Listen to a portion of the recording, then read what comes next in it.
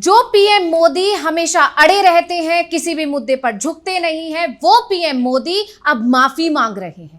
इतने बड़े बड़े मुद्दे इस देश में हुए, मणिपुर का मुद्दा रहा, किसान परेशान रहे और भी तमाम मुद्दे रहे, हाथरस का मुद्दा रहा, लेकिन पीएम मोदी कभी नहीं झुके। लेकिन वो पीएम मोदी आज माफी मांग रहे हैं, सबके सामने मांग रहे हैं। पूरे देश की जनता उन्हें देख रही थी जब वो माफी मांग रहे थे। क्या कहा था पीएम ने, पहले सुन लीजिए। उनके चरणों में मस्तक रख के माफी मांगता हूं। तो सुना आपने कि पीएम मोदी सरेआम माफी मांग रहे हैं, कह रहे हैं कि सर झुकाकर माफी मांगता हूं, नतमस्तक हो रहा हूं मैं। और ये मुद्दा आप जानते हैं, ये मुद्दा शिवाजी की मूर्ति गिरने से शुरू हुआ। ये वो मूर्ति थी जिसका खुद पीएम मोदी ने अनावरण किया था और इस मूर्ति के अनावरण को अभी 8 महीने भी नहीं पूरे हुए थे, 1 साल भी पूरा नहीं हुआ था और उससे पहले ही मूर्ति गिर गई। और इस मूर्ति के गिरने के बाद से, इस प्रतिमा के गिरने के बाद से महाराष्ट्र की जनता नाराज है, वहां पर बवाल मचा हुआ है। वहां के लोग लगातार विरोध प्रदर्शन जता रहे थे, कांग्रेस के नेतृत्व में विरोध प्रदर्शन हो रहा था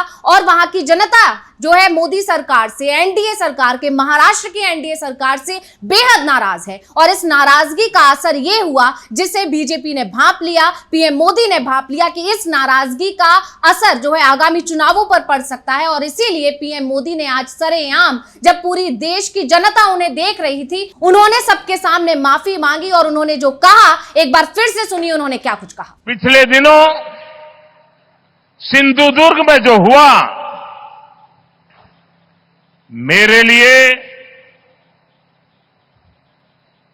मेरे सभी साथियों के लिए छत्रपति शिवाजी महाराज ये सिर्फ नाम नहीं है। हमारे लिए छत्रपति शिवाजी महाराज ये सिर्फ राजा महाराजा राजपुरुष मात्र नहीं है। हमारे लिए छत्रपति शिवाजी महाराज आराध्य देव है।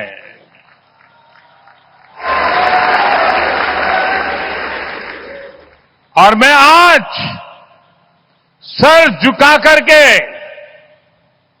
मेरे आराध्य देव छत्रपति शिवाजी महाराज की उनके चरणों में मस्तक रख के माफी मांगता हूं। तो पीएम मोदी के बयान से साफ है कि शिवाजी इतने बड़ा मुद्दा है, शिवाजी की मूर्ति गिरना, शिवाजी महाराष्ट्र की जनता के लिए कितने महत्वपूर्ण है, कितने जरूरी हैं और शिवाजी महाराष्ट्र की जनता के दिलों में राज करते हैं, ये चीज साफ साफ नजर आ रही है।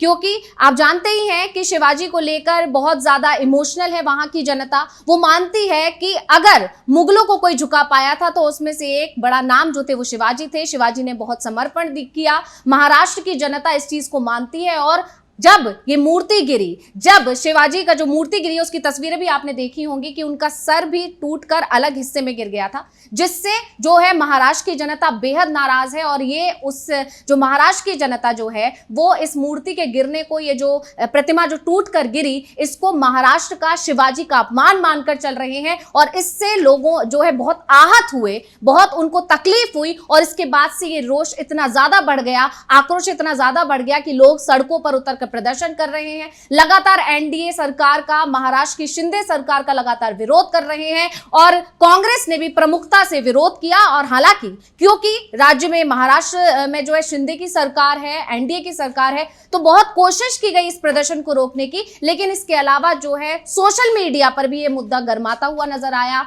जो है मोदी माफी मांगो जो हैशटैग ट्रेंड करने लगा, जगह जगह पर जो है पोस्टर्स देखे गए, मोदी माफी मांगो के पोस्टर्स लगे देखे गए। और मोदी के दौरे से पहले ये पोस्टर्स वहां पर लग गए थे, ये बवाल बढ़ता जा रहा था। और उसी जो है बवाल को बढ़ते देख पीएम मोदी ने माफी मांगी। तो शिवाजी की मूर्ति गिरने से जनता को कितनी तकलीफ हुई है, जनता के लिए ये मुद्दा कितना बड़ा है, ये मुद्दा समझ में आ जाता है इसी बात से कि खुद पीएम मोदी माफी मांग रहे हैं, जो बड़े से बड़े मुद्दों पर चुप्पी साधे रहते हैं। कई बार विपक्ष जो है बहुत सारे मुद्दों पर पीएम मोदी से आगे आकर बयान देने को कहता है, लेकिन मोदी कुछ नहीं कहते हैं।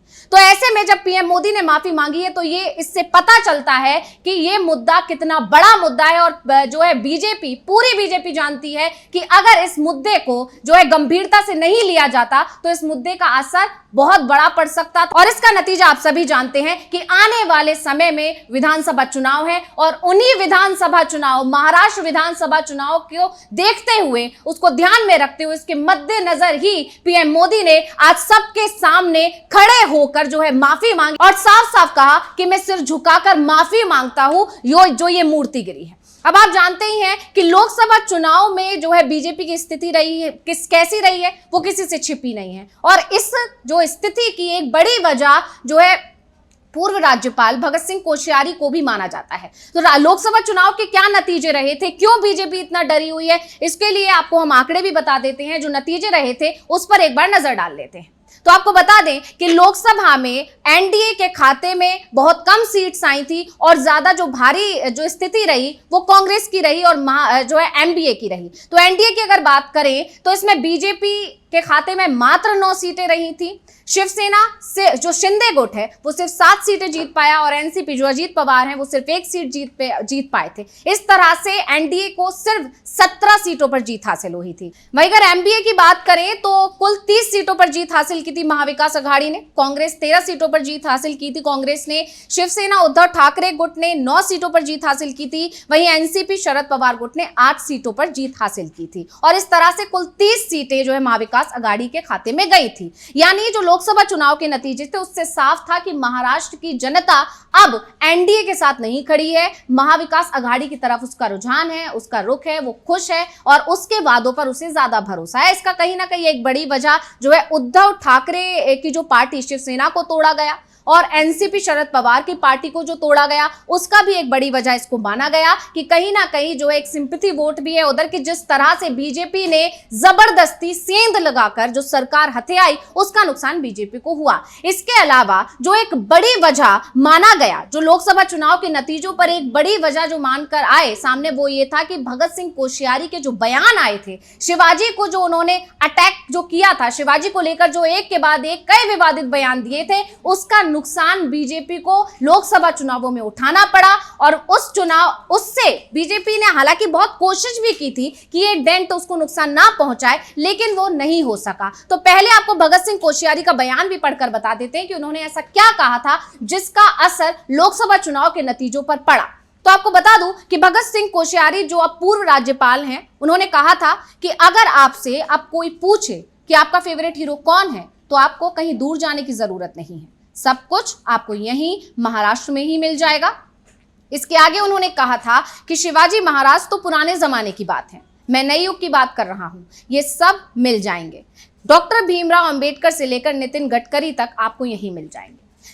यानी शिवाजी पर सीधा सीधा अटैक जो है भगत सिंह कोश्यारी ने अपने बयान में किया था, उससे महाराष्ट्र की जनता बहुत आहत हुई थी, क्योंकि जिस शिवाजी को वो इतना सम्मान देते हैं, जिस शिवाजी को लेकर उनके दिल में बहुत ज्यादा एक स्ट्रॉन्ग फीलिंग है, उनको लेकर जो है एक तरह से उन्हें पुराने जमाने का हीरो बता दिया था। ये चीज जो है महाराष्ट्र की जनता को बिल्कुल पसंद नहीं आई थी और उनका विरोध शुरू हो गया था। विपक्ष भी काफी हमलावर था भगत सिंह कोश्यारी पर। तब जाकर इस चीज को खत्म करने के लिए या इसका नुकसान बीजेपी को ना हो, इसके लिए भगत सिंह कोश्यारी ने इस्तीफा दिया था। उन्हें कहा गया था, हालांकि ये दिखाया गया था कि भगत सिंह कोश्यारी खुद अपनी मर्जी से इस्तीफा दे रहे हैं, लेकिन अंदर खाने जो खबर आई थी वो ये थी कि उन्हें ऊपर से प्रेशराइज किया गया, आला कमान ने उन्हें आदेश दिया है कि अब आप अपना जो है इस्तीफा दे दिए, और इसके बाद भगत सिंह कोश्यारी ने इस्तीफा दे दिया था। यानी फरवरी 2023 में भगत सिंह कोश्यारी से इस्तीफा लिया गया। उसके बाद भी जब बीजेपी को लगा कि ये मामला कैसे भी नहीं संभल रहा है, कैसे भी महाराष्ट्र की जनता को वो खुश नहीं कर पा रहे हैं, तब जाकर दिसंबर 2023 में शिवाजी की मूर्ति का अनावरण किया गया था, और उसके ठीक 8 महीने बाद ये मूर्ति टूट जाती है। फरवरी 2023 में ऐसा आरोप लगता है कि जल्दबाजी में अनावरण किया गया था। पीएम मोदी खुद इस मूर्ति का अनावरण करने के लिए पहुंचे थे, और जो बीजेपी मानकर चल रही थी, एनडीए सरकार ये मानकर चल रही थी कि इससे महाराष्ट्र की जनता खुश हो जाएगी और खुश होकर इसका असर उन्हें आगामी चुनावों में देखने को मिलेगा, लोकसभा चुनाव पर इसका प्रभाव पड़ेगा। लेकिन इसका उलट हुआ। महाराष्ट्र की जनता शिवाजी के अपमान को नहीं भूली, और बीजेपी अभी उस चोट को ही नहीं भर पाई थी, उस दर्द को भर ही नहीं पाई थी कि अब जब जब ये मूर्ति गिर गई तो इससे जो महाराष्ट्र की जनता का जख्म था वो और हरा हो गया और अब इसका नुकसान बीजेपी को आगामी चुनावों में होगा, ये बीजेपी मानकर चल रही है। और उसी का ये नतीजा रहा कि पीएम मोदी जब महाराष्ट्र आए और उनके आने से पहले जब उन्हें विरोध दिखने लगा, जगह जगह जो है मोदी माफी मांगो के पोस्टर्स लगे हुए उनको नजर आए और कहीं मछुआरों ने भी काले गुब्बारे दिखाकर जो है मोदी का विरोध किया, तो बीजेपी समझ गई कि ये मुद्दा ऐसे ठंडा होने वाला नहीं है। और इसका नतीजा ये हुआ कि खुद पीएम मोदी जो किसी भी मुद्दे पर झुकते नहीं हैं, अड़े रहते हैं, विपक्ष बार बार उनसे बयान देने को कहता है तब भी वो नहीं बोलते हैं, उस पीएम मोदी ने आज सबके बीच में खड़े होकर, जब पूरी देश की जनता उन्हें देख रही थी, उन्हें सुन रही थी, तब उन्होंने जो है खुद झुककर माफी मांगी, सबके सामने माफी मांगी और सिर झुकाकर उन्होंने माफी मांगने की बात कही। क्या कुछ कहा एक बार सुन लीजिए। अब पीएम मोदी के माफी मांगने के बाद कांग्रेस ने मणिपुर पर माफी मांगने की मांग भी शुरू कर दी है और कांग्रेस अब लगातार कह रही है कि आपने शिवाजी की मूर्ति गिरने को लेकर माफी तो मांग ली, लेकिन अब मणिपुर पर माफी कब मांगेंगे? अब मणिपुर पर भी माफी मांगिए। उनके चरणों में मस्तक रख के माफी मांगता हूं, उनके चरणों में मस्तक रख के माफी मांगता हूं, उनके चरणों में मस्तक रख के माफी मांगता हूं, उनके चरणों में मस्तक रख के माफी मांगता हूं।